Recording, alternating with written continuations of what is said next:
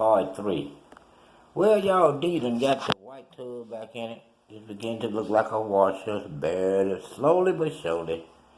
Dee done put the tub back in there, outer tub back in, and still sound good. He have installed his seal on there.